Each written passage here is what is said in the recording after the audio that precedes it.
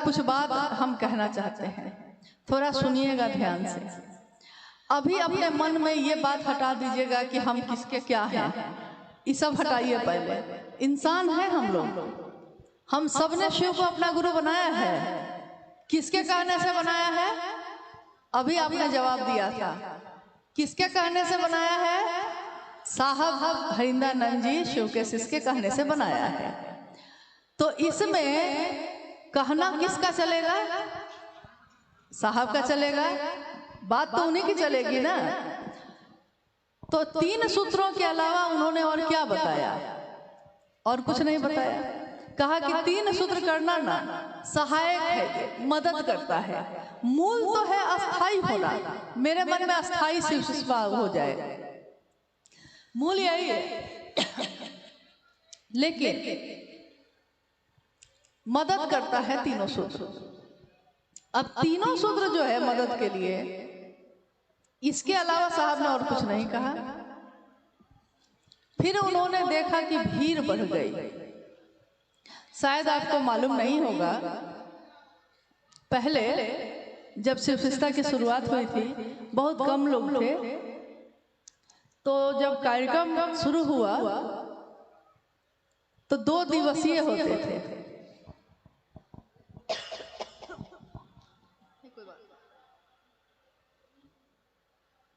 2 दिवसीय होते थे उस समय।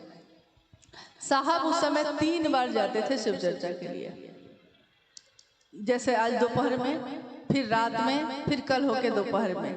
बीच में बाकी गुरु भाई गुरु बहनों की चर्चा भजन चलती थी। लोग बहुत कम थे, घर की व्यवस्था जैसी व्यवस्था थी, सबकी सुरक्षा देखी जा सकती थी। और महादेव का काम बढ़ाना था तो मेहनत करनी थी, ज्यादा से ज्यादा समय देना था।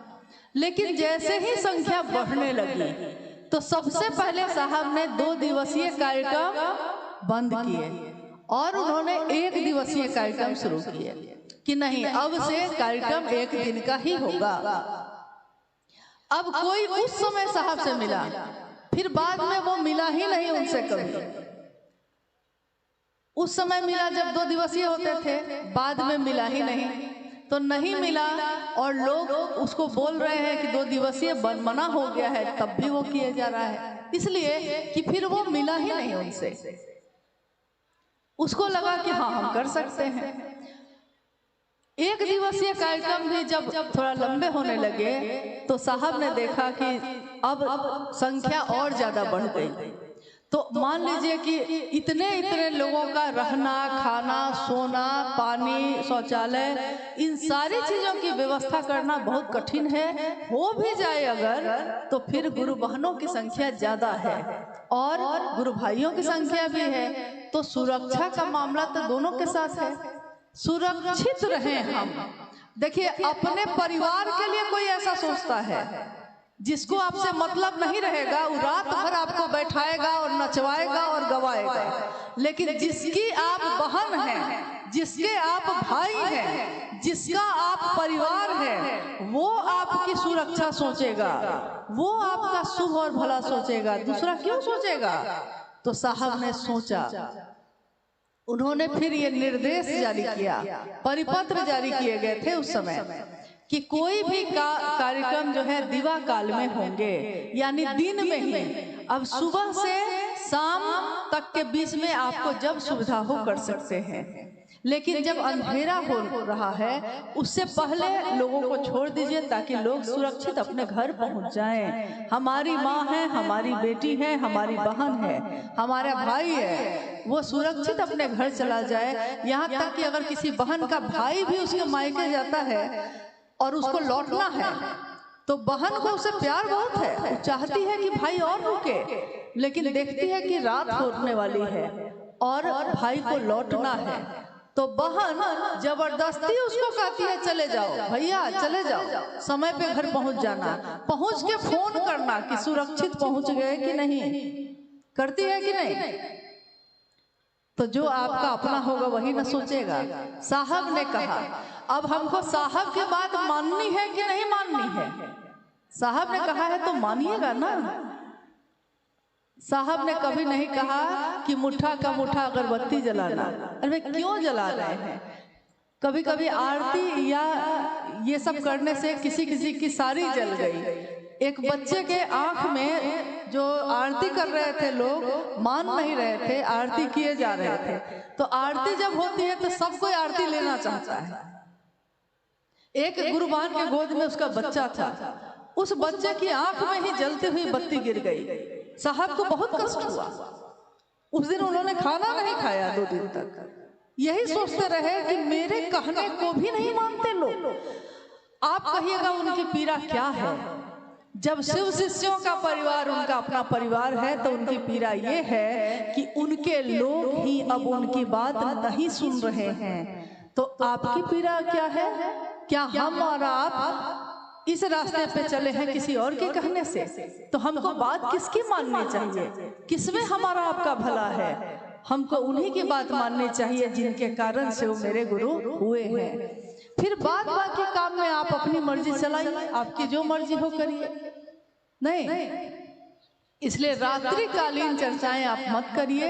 गोधूली बेला तक चल सकता है, लेकिन सुरक्षित लोग अपने घर लौट जाए, शाम होते होते लौट जाए। जिज्ञासा है दीदी, अभी 5 जिज्ञासा इसमें साहब की से संबंधित है, वो विसर्जन को लेकर इसमें लिखे हैं।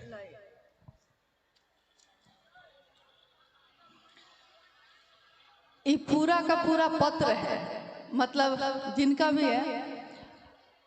एक जिज्ञासा नहीं है और ये जिज्ञासा भी नहीं है, कह सकते हैं आप, क्योंकि साहब ने कहा शिव का शिष्य बनना, साहब ने कहा शिव को गुरु बनाना, लेकिन एक परिधि है। हर व्यक्ति की एक मर्यादा होती है, हर जीवन की एक सीमा रेखा होती है। हर व्यक्ति का एक लौकिक परिवार भी है। महादेव की बात करते हैं हम, शिव शिष्य की दुनिया में हम सब एक परिवार हैं, लेकिन एक लौकिक परिवार भी आपका है, आपका भी है, साहब का भी रहा है। आपके परिवार में आपके पति, आपके भाई बहन, आपके माता पिता, बच्चे सब रहते हैं और कुछ परंपराओं का पालन आप करते हैं, क्योंकि समाज में रह के ही महादेव की बात की जा सकती है। साहब हरिनानंद जी ने कभी भी सामाजिक मान्यताओं को या परंपराओं को तोड़ने के लिए नहीं कहा। उन्होंने तो कहा कि महादेव को अपना गुरु बनाना और हर चीज में महादेव को शामिल करना। यहाँ तक कि पूजा पाठ भी जो लोग कर रहे थे, उन्होंने कहा गुरु पूजा पाठ कैसे हो बताते हैं ना, तो उन्होंने कहा कि नमः शिवाय से करो ना भाई, जल ही चढ़ाना चाहते हो, अरे भाव ना चढ़ेगा, नमः शिवाय से चढ़ाओ ना। ये नहीं कहा कि जल नहीं चढ़ाना है, ये कहा कि नमः शिवाय से चढ़ाओ। तो उन्होंने मना नहीं किया कुछ भी। अब जिसने भी ये लिखा है गुरु भाई, उन्होंने लिखा है कि संपूर्ण शिष्य संपूर्ण गुरु होते हैं। साहब स्वयं शिव हैं, शिव के प्रिय जगह शमशान है, तो उनकी अस्थियां क्यों गंगा नदी में प्रवाहित किया गया? क्या उचित है, क्या अनुचित है, बताएं। तो पहली बात तो यह है कि ये उनकी सीमा का प्रश्न ही नहीं है, लेकिन तब भी संपूर्ण शिष्य संपूर्ण गुरु होता है, सच है, सही है। कोई गुरु अपने शिष्य को अपने जैसा बनाता है, शिव भी अपने गुरु हैं तो अपने शिष्य को अपने जैसा बनाएंगे। इस कालखंड में शिव के शिष्य हरिनानंद जी ने अपने आचरण से ये प्रस्तुत किया कि शिव का शिष्य कैसा होता है। आचरण से यानी अपने जीवन से न्यूनतम व्यवस्था में भी सुखी रहा जा सकता है। शिव सबको देने वाले हैं, जो प्रेम करता है वो देता है, लेता नहीं। बनो तो शिव, रहो तो शिव, जियो तो शिव। इस दुनिया में आप रहते हैं, शिव की दुनिया है ये, आपकी दुनिया में शिव क्यों नहीं रहता? यानी साहब श्री हरिनानंद जी ने शिव के गुरु स्वरूप को आत्मसात किया और शिव के सारे लक्षण उनमें दिखाई दिए। स्वाभाविक है जो गुरु होगा वो अपने शिष्य को अपने जैसा ही बनाएगा। लेकिन ये लिखते हैं कि शिव का प्रिय जगह शमशान है। अरे भाई, कौन बोल दिया आपको कि शिव का प्रिय जगह शमशान है? कहाँ शिव का प्रिय जगह नहीं है? क्या ये शिव की जगह नहीं है? शिव की दुनिया में आप रहते हैं, शिव की दुनिया की सारी चीजें तो आपके शिव की ही हैं। तो जो शिव का है तो सब प्रिय है उसको, चाहे वो नदी नाले हो, चाहे वो धरती हो, चाहे वो 49 तरह के पवन हो, सब तो शिव के प्रिय हैं। शमशान के बारे में लिखा गया है। कहने का ये है आगे कि उनकी अस्थियां गंगा नदी में प्रवाहित क्यों की गई? अस्थियां यानी इस शरीर की जो बची हुई जो राख होती है या जो हड्डी के टुकड़े होते हैं उनको अस्थियां कहा जाता है, अस्थि कहा जाता है। माँ गंगा नदी में प्रवाहित क्यों की गई? एक शिव के शिष्य होने के नाते साहब हैदरानंद जी ने भारत देश की सभी परंपराओं और कानून सबका पालन किया है। यहाँ तक कि उन्होंने अपने लौकिक जीवन में भी और लौकिक परिवार में भी और पारलौकिक परिवार यानी शिव शिष्यों के परिवार में भी आपने देखा होगा कि अगर कोई साउंड लगाता है तो उन्होंने हमेशा कहा है कि परमिशन लेकर तब लगाना।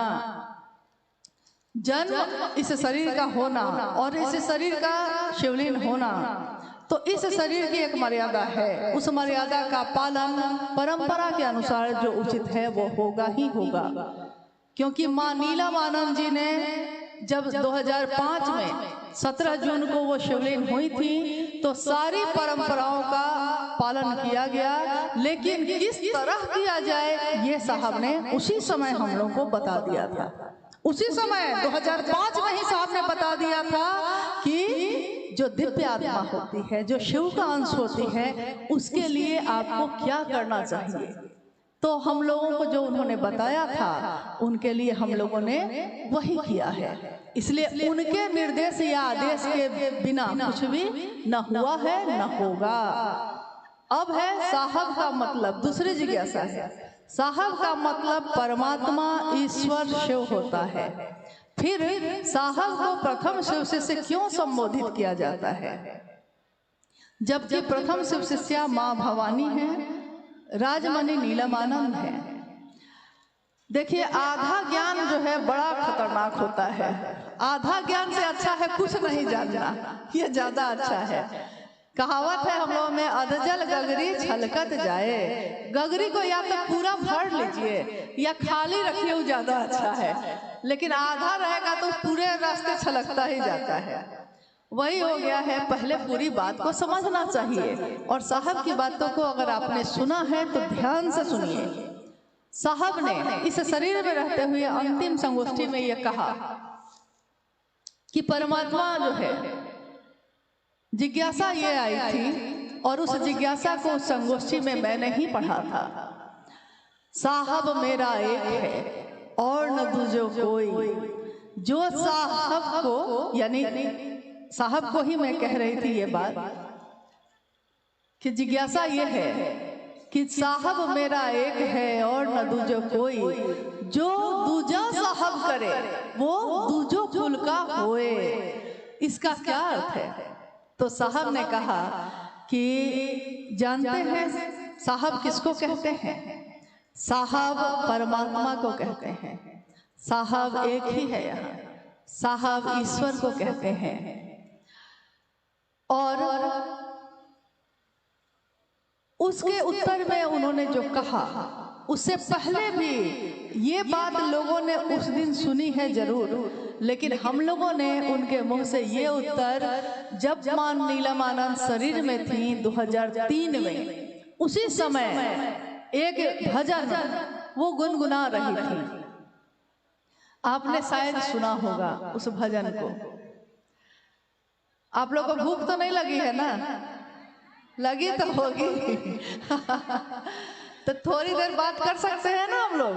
संगोष्ठी है, बड़ा मुश्किल से सबको इकट्ठे हुए हैं और जब बात निकली है तो थोड़ी दूर तक तो जाएगी। तो मां नीलमानंद गा रही थी, उन्हीं के द्वारा लिखित ये भजन था। साहेब यो अहाँ छी परम दयालु, अहाँ छी परम दयालु, ये साहेब अहाँ छी परम दयालु। तीन सूत्र अहीं के करै छी, अहीं के करै छी नमन, अहीं के करै छी चर्चा, अहीं से मांगै छी दया। इस भजन का ये वाक्य था, वो गा रही थी। हम लोग भी उनके पास बैठे थे, उनके साथ साथ गा रहे थे। उसी समय साहब अपने कार्यालय से, ये रांची की घटना है, उस समय साहब रांची में थे। उसी समय साहब अपने कार्यालय से आए तो उन्होंने गाते हुए सुन लिया तो वो हंसने लगे और खड़े हो गए।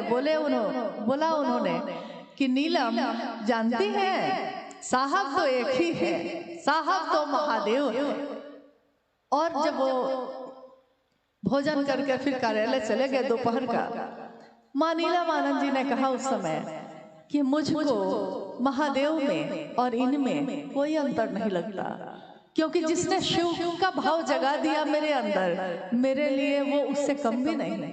लेकिन जो ये कहते हैं करना वो है, जो ये चाहते हैं करना वो है। तो ये उत्तर तो साहब ने 2003 में ही हम लोग को दे दिया था। इसलिए हम लोग को कोई भ्रम नहीं है, और लोगों को भ्रम हो सकता है। तो साहब का मतलब यही होता है, शिव होता है। और साहब को प्रथम शिव क्यों कहा जाता है? देखिए, इसके लिए थोड़ा समझना होगा कि आदि गुरु शिव। तो जब कोई आदि गुरु होगा तो आदि शिष्या भी होगी। जब कोई प्रथम गुरु होगा, पहला गुरु, तो उस समय उनका कोई शिष्य भी हुआ होगा, क्योंकि गुरु परंपरा चली है तो शिष्य परंपरा होगी। गुरु बिना शिष्य के चल ही नहीं सकता है, शिष्य बिना गुरु के शिष्य बन ही नहीं सकता है। तो आदि गुरु शिव की पहली शिष्या, प्रथम शिष्या माँ भवानी स्वयं है। ये शिव पे आधारित तंत्र साहित्य में लिखा है कि माँ भवानी प्रथम शिष्या है शिव की। माँ भवानी कौन है? शिव की शक्ति। और आप गौर कीजिएगा, मैंने भी जब प्रणाम किया है तो कहा है, आप सुनते शायद नहीं हैं या समझते नहीं हैं। हम लोग हमेशा ये कहते हैं इस काल खंड के प्रथम शिव के शिष्य। इस काल खंड के, यानी जो काल चल रहा है, अभी कलयुग जो चल रहा है, इस खंड में पहला शिव का शिष्य जो है उसको हम नमन कर रहे हैं। और उन्होंने उसके बाद पहले चिट्ठी माँ नीलम आनंद जी को लिखी थी, जिसमें लिखा था कि नीलम, मैंने शिव को अपना गुरु बना लिया है, तुम भी बना लो। माँ नीलम आनंद जी ने भी शिव को अपना गुरु बना लिया।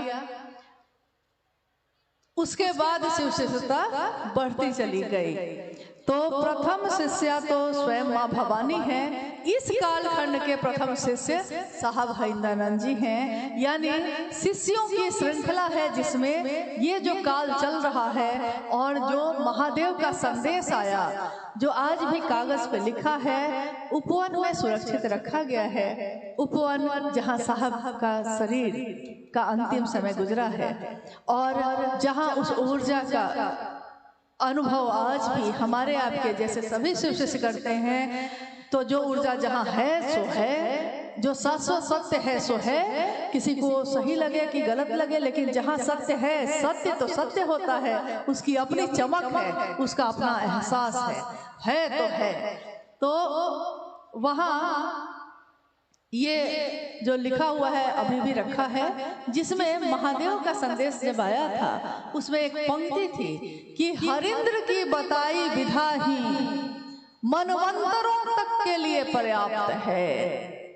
और साहब ने भी ये कहा महादेव से, एक शिवरात्रि में आरती के समय जब उनका मन ठहर गया महादेव पे और महादेव से बात करने लगा, तो उन्होंने कहा कि मैंने महादेव से कहा कि ये जो आपके नाम की, उस समय हर भोला हर शिव का संकीर्तन चल रहा था, तो साहब ने कहा कि आपके नाम की जो गूंज उठ रही है चारों तरफ, मैं चाहता हूँ कि ये गूंज पूरी दुनिया में उठे और मैं इसका साक्षी रहूं। शरीर खत्म होता है, लेकिन जो साधु है उसकी बात खत्म नहीं होती, उसकी ऊर्जा खत्म नहीं होती। तो उस दिन जो उन्होंने कहा है कि गूंज उठे और मैं साक्षी रहूं, तो मैं हूं या आप हो या कोई हो, अगर शिव की बात करता है, कोई भी शिव को अपना गुरु मानता है और उसकी घोषणा होती है, तो हम सबको यह समझना चाहिए कि साहब शिव शिष्य हरिंदानंद जी स्वयं साक्षी हैं इस बात के। कोई देखे ना देखे, लेकिन वो तो देख रहे हैं हम आप क्या कर रहे हैं। तू जहां भी है मेरी निगाह में है, हम जहां भी रहेंगे उनकी निगाह में है। हम दूसरों से मुक्त हो सकते हैं, लेकिन उनके कहे अनुसार ना कर पाए अगर, तो इस अपराध की सजा पाने से उनसे मुक्त नहीं हो सकते। इसलिए किसी का भय ना हो, भय नहीं, प्रेम है ये, प्रेम बस ही सही जो उन्होंने कहा है उसके अनुसार करने की कोशिश करिएगा। यह चिट्ठी बहुत लंबी है, लेकिन इस सारी जिज्ञासाओं में घूम फिर के एक ही बात है कि साधु मरते नहीं हैं, साहब स्वयं शिव हैं, लेकिन उनके फोटो पर माला क्यों पहनाते हैं। तो क्या किया जाए, उनकी तस्वीर को फेंक दिया जाए ताकि दूसरे लोग अपनी तस्वीर लगा लें। हम शिव के शिष्य और हम सब क्या, हमारे बाद आने वाली पीढ़ी भी तस्वीर तो एक ही लगेगी और साहब और दीदी की लगेगी और किसी की नहीं लगेगी। ये हम होने ना देंगे, क्योंकि उन्होंने हमको शिव से मिलवाया है और किसी ने नहीं मिलवाया। तो हमारा मन क्या इतना भी कृतज्ञ नहीं होता है कि उनकी तस्वीर से भी दिक्कत होने लगी। हाँ, आप कह सकते हैं कि साहब ने कभी नहीं कहा कि मेरी तस्वीर लगाओ या दीदी की तस्वीर लगाओ, लेकिन इसके पीछे की कहानी आपको मालूम नहीं।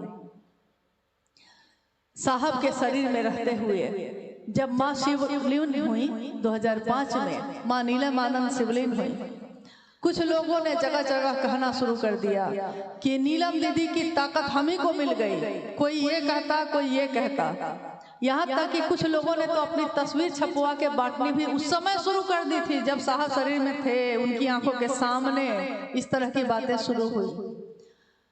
फिर भी साहब तैयार नहीं हुए, लेकिन बाद में उन्होंने कहा कि ठीक है, महादेव की तस्वीर तो लगेगी, इसलिए कि कोई शिव को गुरु बनाएगा तो वो प्रारंभिक अवस्था में जो शिव की साकार स्थिति है उसको समझ में आता है कि ये शिव की बात हो रही है, यही गुरु है, इनकी बात हो रही है। लेकिन गुरु से तो अंतर होना ही पड़ता है। उस शरीरधारी गुरु भी होगा तो अंदर से मिलना पड़ेगा उससे। शिव भी गुरु होंगे तो अंतर गुरु, अंतर से होना ही पड़ेगा, निराकार में जाना ही पड़ेगा। तस्वीर से मिलाप नहीं होगा। जो है, जिसकी तस्वीर है, वो मिलना तो उससे है ना, मिलना तो महादेव से है ना, तस्वीर से मिलाप नहीं होगा। लेकिन प्रारंभिक अवस्था में जब लोग अभी समझ नहीं रहे, लोग अभी जुड़ नहीं रहे, तो वो पहले समझते हैं जिन चीजों से, आप उसी के द्वारा उसका जुड़ाव करिए, धीरे धीरे वो समझ जाएगा। लेकिन नियम नहीं लगा सकते आप। अब रही बात माँ नीलमानंद की तस्वीर, तब उन्होंने कहा कि महादेव की तस्वीर के साथ नीलम की तस्वीर लग सकती है। फिर माँ नीलमानंद जी की तस्वीर लगने शुरू हो गई और कुछ समय के बाद, कुछ वर्ष के बाद, साहब देवघर में थे उसी समय, कुछ कार्यक्रम में जब साहब के साथ हम लोग भी गए और हम लोगों ने देखा कि जिस गुरु भाई ने ये आयोजन किया था, क्योंकि साहब ने मना कर दिया था अपनी तस्वीर लगाने से, तो उस गुरु भाई ने अपनी ही तस्वीर लगवा ली थी बैनर पे। शहर में प्रवेश करते समय हम लोगों ने देखा कि शिव गुरु महोत्सव का बैनर लगा हुआ है और उस बैनर पे उस आयोजक गुरु भाई की तस्वीर लगी है। लौटने के बाद हम लोगों ने साहब से कहा कि आपसे अनुरोध है, आप नहीं चाहते, ये सब जानते हैं, आपने कभी नहीं चाहा, लेकिन आज दिक्कत ये हो गई है कि अगर आपको नहीं देखेंगे लोग तो हर व्यक्ति अपनी तस्वीर लगाने के लिए तैयार है। आज कुछ लोगों ने साहब की तस्वीर को हटाया, क्यों, क्या दिक्कत थी साहब की तस्वीर से? दीदी जिसने ममता का छांव दिया आपको, उनकी तस्वीर से दिक्कत हो गई, क्योंकि दिक्कत उनकी तस्वीर से नहीं है, चाहत तो अपनी स्थापना की है, भूख तो अपनी स्थापना स्थापना की पैदा हो गई। लोग आपको जानने लगे, लोग आप में साहब को देखने लगे, लोग आपको ही दीदी समझने लगे। इसकी चाहत जब जग जाएगी तो आपको सबसे ज्यादा परहेज उन्हीं से होगा। यहाँ भस्मासुर की कमी नहीं है। भस्मासुर ने तो महादेव से ही वरदान प्राप्त किया था और महादेव पे ही टेस्ट करने चला था। आइए महादेव आप पे रख के देखते हैं भस्म होते हैं कि नहीं। यहाँ तक की कहानी तो बहुत लोग जानते हैं, लेकिन भस्मासुर का हाल क्या हुआ था ये कहानी भी आप जानते होंगे। एक दिन उसने अपने ही सिर पे हाथ रख लिया। तो जिन लोगों को शिव की शिष्यता में महादेव से परहेज है, साहब दीदी की तस्वीर से परहेज है। तस्वीर जरूरी नहीं है, लेकिन इसलिए जरूरी है क्योंकि लोग आने वाले समय में ऐसे असंख्य लोग होंगे जिन्होंने सशरीर साहब और दीदी का दर्शन नहीं किया है। आप में से ही बहुत लोगों ने माँ नीलमानंद जी को शरीर में नहीं देखा होगा। अगर कोई अनजाना आदमी यहाँ आए और वो महिला अपनी तस्वीर लगा दे और नीचे लिख दे दीदी नीलमानंद, तो आप तो समझिएगा कि वही दीदी नीलमानंद है। तो लोग जाने समझें, सही चीज पे रहें, इसके लिए जरूरी है और ये व्यवस्था में किया गया है। खुशी नहीं है इसमें किसी को। साहब ने तो चाहा है महादेव की स्थापना हो, स्थापना तो महादेव की ही होगी और किसी की तो हो नहीं सकती। लेकिन जिसने बताया है उसके लिए कृतज्ञ भी नहीं होइएगा, उसके लिए एहसान भी नहीं मानिएगा। ये तो शिव का शिष्य नहीं हो सकता। अब रही बात की फोटो पे माला क्यों पहनाते हैं। अरे भाई माला पहनाना मतलब तो जरूरी नहीं है कि फोटो पे पहनाते हैं आप तो माला किसी के स्वागत में आने पे भी देते हैं उसको। तो क्या वो खत्म हो गया है, शरीर से खत्म हो गया? नहीं, आप अपने श्रद्धा के पुष्प अर्पित करने की कोशिश करते हैं, लेकिन अर्पित तो हृदय होता है, फूल थोड़े ही होते हैं। हर घर जहाँ शिव शिष्टता की बात होती है, हर उस घर में ये बात तो गूंजती ही है कि घर मंदिर से नहीं वो कम, तुम रख दो कदम जहाँ ए हरेंद्र, सारी दुनिया बिछाती है फूल, दिल अपना बिछाएंगे हम। सुस्वागतम, सुस्वागतम, उन्हीं का स्वागत है हर जगह। क्यों है? क्या उन्होंने चाहा है? नहीं, उन्होंने महादेव से मिलवाया है। महादेव के पास जाने का रास्ता खोला है। आज तक किसी ने नहीं किया था ऐसा। सबने गुरु बन के खुद से जोड़ा था। किसी ने नहीं कहा कि महादेव तक आप भी जा सकते हैं।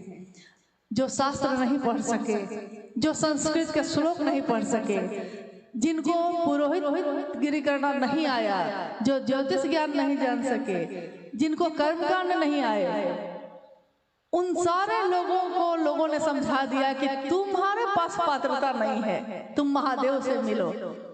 लेकिन एक ऐसे शिव के शिष्य आए जिन्होंने हर दिल में ये ज्योति जलाई, हर दिल में ये आग लगाई कि शिव तुम्हारे अपने हैं, पहचानो।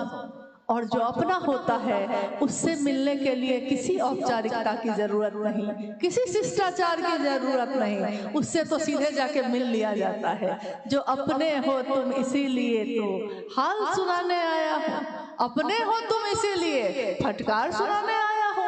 तुम अपने हो तो हाल भी सुनाते हैं, तुम अपने हो तो फटकार भी सुनाते हैं। तो अपनों में तो शिष्टाचार और औपचारिकता की जरूरत नहीं होती। तो महादेव को अपना बनाने की बात उन्होंने पहली बार हमारे मन में सचमुच में समझ में आया कि हम महादेव से मिल सकते हैं, महादेव के शिष्य बन सकते हैं। इससे बड़ी बात और क्या होगी? बातें और बहुत ज्यादा हैं। इस जिज्ञासा का तो अंत ही नहीं है भाई, चिट्ठी बहुत लंबी है। हालांकि हम पढ़ ही देते हैं कि साहब ने कहा कि जो शिव को गुरु माने हैं वह मेरे कलेजे का टुकड़ा है। माँ नीलमानंद जी ने गुरु भाई गुरु बहनों कह के संबोधित किया है, लेकिन कुछ भाई शिव के शिष्य को क्षेत्र का वर्कर कहते हैं। इसका क्या मतलब है? देखिए, जब जो काम करिएगा उस समय उसी से संबोधित किया जाता है। साहब डिप्टी कलेक्टर थे और एक दिन गाड़ी चलाने लगे। ये कहानी आपने सुनी होगी उनकी चर्चा में उनसे। अपने ही गांव में सिवान आए हुए थे, सिवान के लोग हैं ना यहाँ, सिवान आए हुए थे, गाड़ी चला रहे थे, बाजार था, एक महिला सब्जी खरीद रही थी, झुक के गाड़ी से टकराते टकराते बच गई। तो वो घूमी और उसने कहा, ये ड्राइवर साहब सूझत नहीं थे, दिखाई नहीं ना देता कि खराब नहीं है। अब साहब तो एकदम भौचक रह गए, अरे मैं डिप्टी कलेक्टर हूँ, वो मुझको कह रही है ये ड्राइवर साहब, और हंसने लगे। फिर उन्होंने कहा कि जब मैं उस समय ड्राइवर का काम कर रहा था तो उस समय तो मुझको ड्राइवर ही ना कहेंगे, उस समय, यानी जब जो काम आप करते रहते हैं उस तरह का संबोधन सामान्यतः लोग देते हैं। लेकिन शिव शिष्यता में संबोधित करने के लिए गुरु भाई और गुरु बहन ही कहा है साहब ने, इसलिए किसी को भी बोलिए तो गुरु भाई, गुरु बहन, दीदी, भैया, ये संबोधन देने में कोई दिक्कत है क्या? किसी को कोई दिक्कत है? नहीं ना। हाँ, अब जो कोई काम कर रहे हैं तो स्वयं सेवक है, अब कार्यकर्ता है, कार्यकर्ता का हिंदी है और अंग्रेजी है उसका वर्कर, तो कोई गलती से बोल दिया होगा, गलती से क्या सोचा नहीं होगा, मनसा ये नहीं होगी, लेकिन बोल दिया होगा। फिर भी हम लोग को परिमार्जन करना चाहिए, सुधार करना चाहिए, क्योंकि हमारी बोली से बहुत कुछ होता भी है, बनता भी है और बहुत कुछ बिगड़ता भी है। एक बोली औषधि करे और एक बोली चले बाण। एक शब्द ऐसा होता है जो घाव पे मरहम का काम करता है, और एक बोली ऐसी होती है जो घाव नहीं है तो घाव बना देता है, नहीं बाण तीर की तरह लग के। तो बोली ऐसी बोलिए कि मन का आपा खोइए, मतलब कि कोई आपसे बात करे तो उसको महादेव की याद आए, बोलना ही है तो इतना बढ़िया बोलिए। अब बातों का कोई मतलब नहीं है। साहब का विसर्जन क्यों, तो साहब का पूजा पाठ क्यों, यही सब है। खैर, मुझको लगता है कि लगभग सारे जिज्ञासाओं का उत्तर दिया जा चुका है। और कुछ जगहों पे ऐसा होता है कि भारत देश की एक अपनी संस्कृति है, एक परंपरा है, एक तरीका है जीने का यानी जीवन को जीने का। इस परंपरा में हम कभी पर्व मनाते हैं, कभी त्योहार मनाते हैं, कभी खुशियां मनाते हैं, कभी होली भी खेलते हैं, कभी दीपावली में दिए भी जलाते हैं। लेकिन दुनिया को भी ये समझना पड़ेगा कि शिव का शिष्य चाहे कहीं भी खड़ा हो के कोई भी काम कर रहा हो, उसकी मनसा अपने गुरु शिव की स्थापना की ही होगी, उसकी मनसा दूसरी कुछ भी नहीं हो सकती। लेकिन आप उसके बाहरी चीज को देखकर भ्रमित हो जाते हैं। विश्वास करना होगा महादेव पे, उनके शिष्यता पे, और जो उनका काम महादेव का गुरु कार्य बढ़ा रहे हैं उन पे भी। जब तक हम एक दूसरे पे विश्वास न रखेंगे हम कैसे इस रास्ते पे बढ़ सकेंगे? ये तो प्रेम की विधा है, प्रेम दीजिएगा प्रेम मिलेगा, ये हम लोग की अनुभूति है। गाली दीजिएगा तो गाली मिलेगी, झगड़ा कीजिएगा तो झगड़ा और दुगुना मिलेगा, और प्रेम कीजिएगा, पड़ोसी के यहाँ पुआ बना के पहुंचाने जाइएगा, बर्तन छोड़ के आइए तो जरा लौटेगा उधर से बर्तन, तो उसमें कोई ना कोई पकवान के साथ लौटेगा, लौटता है कि नहीं? नहीं, हम लोग यहाँ ये भी परंपरा है, ये भी हमारी परंपरा है कि किसी ने कुछ दिया है उससे ज्यादा उसको लौटाए। किसी ने शिव दिया है, किसने? साहब श्री ने शिव को दिया है, तो उन्होंने शिव को मांगा भी है, शिव शिष्यता मांगी है। तो हम आप इसमें पड़े हुए हैं कि कौन क्या कर रहा है, कौन क्या नहीं कर रहा है, इसको छोड़कर क्या शिव की शिष्यता का उपहार हम साहब को दे रहे हैं? क्योंकि वो तो साक्षी हैं, वो तो देख रहे हैं हमको आपको। तो जहाँ चलिए, जहाँ रुकिए, हर जगह तो आदमी ही आदमी है, बेशुमार आदमी है, हर जगह हर कहीं जहाँ में देखिए बेशुमार आदमी है।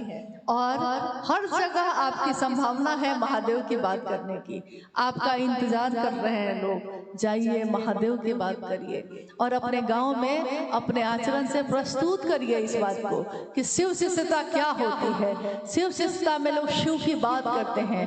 कभी रामायण की कथा होती रही, महाभारत की कथा होती रही, शिव की कथा होती रही, जो लिखा गया जो बीत गया उसकी बात होती रही। आज जब इस कालखंड में पहली बार शिव की चर्चा चल रही है और चलती जा रही है, बढ़ती जा रही है कि शिव की चर्चा हर व्यक्ति की अपनी अनुभूति है। ये किताबी ज्ञान नहीं है, ये किसी ने कहा है, किसी का प्रवचन नहीं है, ये अपनों से अपनी बात है। अपने गुरु शिव की शिष्यता मेरे दिल में जो उतरी आपके दिल में उतारते हैं, आपके दिल में जो उतरी उनके दिल में उतारते हैं। यह विधा अनुपम है। जितना दूसरों में दीजिएगा उतना वापस लौटेगा भी। आप लोग बड़े कष्ट में रहे हैं और क्या कष्ट में रहे हैं? नहीं चलिए, हम लोग का सौभाग्य है, लेकिन कामना करते हैं कि पूरा पूर्वांचल एक होकर महादेव का काम करे, ताकि पूरा उत्तर प्रदेश ही नहीं, उत्तर प्रदेश में रहने वाले लोग जहाँ जहाँ भी रहते हैं वहाँ तक अपने महादेव का संदेश लेकर जाए। हम अपने जीवन में और क्या कर सकेंगे क्या नहीं हम नहीं जानते, लेकिन इतना जरूर जानते हैं कि महादेव ने जो दिया है इतनी हमारी आपकी औकात नहीं थी। एक बात और चलते चलते कहना चाहेंगे, यह गुरु का मंच है, आप जानते हैं गुरु के मंच की कुछ गरिमा होती है, उसका कोई सम्मान होता है। भले इस पे शिव के शिष्य आके बैठते हैं, चर्चा करते हैं, भजन करते हैं। ये निवेदन मैंने कितनी जगह पे किया और आज आपसे भी करती हूँ कि हम में से कोई गुरु भाई गुरु बहन अगर आता है भजन गाता है तो भजन में अगर नाम लेना है उसको तो सिर्फ महादेव और साहब दीदी का लेना चाहिए। हमारी या अनुभव की या आने वाले किसी का नाम लेना ये बिल्कुल ठीक बात नहीं है, ये बहुत ही खराब बात है। और मुझको लज्जा आ रही थी जब वो गुरु भाई हम लोग का नाम लेकर भजन गा रहे थे, मुझको शर्मिंदगी हो रही थी और हम लोग को लग रहा था कि कहते नहीं है कि जमीन में गड़ जाना जैसे होता है वैसा लग रहा था, क्योंकि खुशी तब होती है जब किसी के मुंह से एक शानदार आवाज निकलती है, एक जोरदार आवाज निकलती है कि महादेव और साहब दीदी की गूंज उठती है उसके हृदय से। लेकिन किसी और का नाम चाहे अपना ही सही क्यों ना, बहुत खराब लगता है, अच्छा नहीं लगता। तो आपसे निवेदन है कि कृपया इस मंच से कहीं भी, आप भी कहीं मंच लगाते हैं, आप भी कहीं बात करते हैं, महादेव और साहब दीदी के अलावा और किसी को प्रणाम अलग से करने की जरूरत नहीं है। आप कहिएगा कि सभी गुरु भाई गुरु बहन को प्रणाम हो गया, नहीं। और गीत और भजन मामूली नहीं होते हैं। जब गांव के गीतों में महादेव के गुरु की बात होने लगी, जब गांव के गीतों में साहब और दीदी की गूंज उठने लगी, तो शर्त है ये, मतलब विश्वास करिए कि अब शिव शिष्यता से कोई भी इस नाम को अलग नहीं कर सकेगा, क्योंकि गांव के गीत हमारी परंपरा में है, ये पीढ़ी दर पीढ़ी जाती है। हमारे बच्चे हमसे सीखते हैं, फिर उनके बच्चे सीखते हैं, फिर उनके बच्चे सीखते हैं। इसलिए बहुत सोच समझ के करिएगा। महादेव और साहब दीदी, बस इसी में सब है। आप सभी के चरणों में प्रणाम है। आप सब